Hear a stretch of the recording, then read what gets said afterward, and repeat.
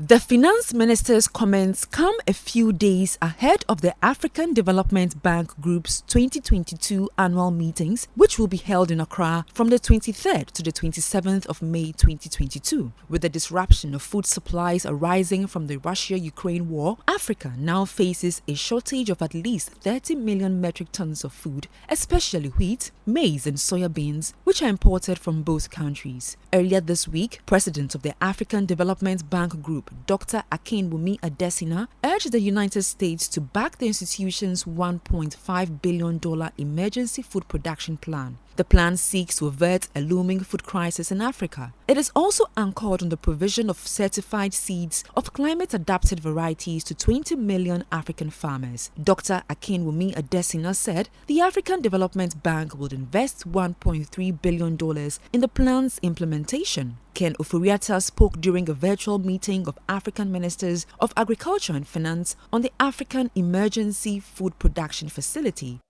After being weakened by COVID-19, we are now confronting some of the worst inflation and food crisis in the past 2 decades. And this certainly is not the Africa that we want. An Africa that continues to import some $50 billion worth of food, an Africa that has 60% of the world's arable land and 10% of its renewable fresh water, and an Africa that can respond to food crisis.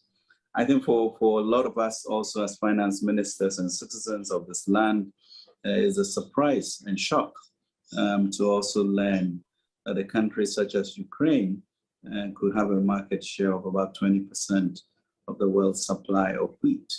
And then you wonder, of all our resources, what we finance ministers have been doing to create the resilience for food, and really to be able to contribute more than 20% of the world's needs.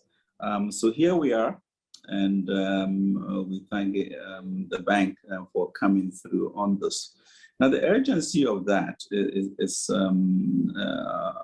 and the leveraging of that is important for us to know.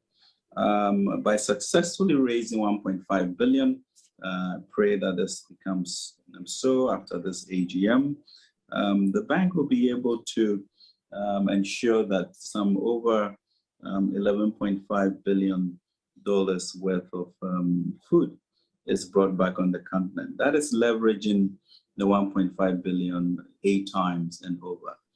Ken Ofori-Atta also touched on the replenishment of the African Development Fund, the African Development Bank Group's concessional lending arm. So it leads me to this whole conundrum of the ADF and why there has been resistance for us to go to market to tap into the private sector, which has much more resources than the multinationals, the multilaterals that we work with. Because the bank is able to leverage that about 4 times and therefore would have had then the ability to quickly put this emergency food fund together without the contortions that we are going through. So my plea really is that we truly look at the fundamental nature of strengthening the bank